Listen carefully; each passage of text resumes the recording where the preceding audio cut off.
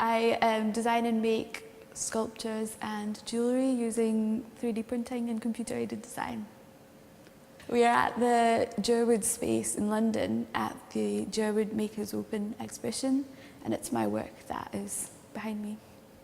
I come from a jewellery background, so I was trained in an environment where they really emphasised the importance of handling materials and manipulating them in a very physical way.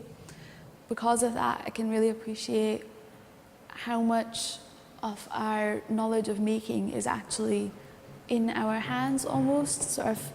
It's not something you think about, it just sort of happens. I went to Edinburgh to study jewellery, and that's when I came across computer-aided design. And that was mostly using sort of a more conventional CAD package. But I sort of found that I was quite stilted in terms of what I was doing. I guess maybe I don't necessarily, as a lot of applied artists, don't think in a engineering kind of way.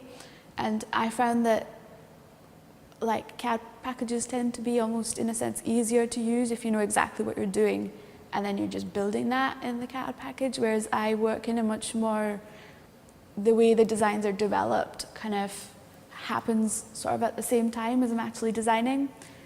As an artist and designer, it's really important to have touch as sensory feedback in addition to sight.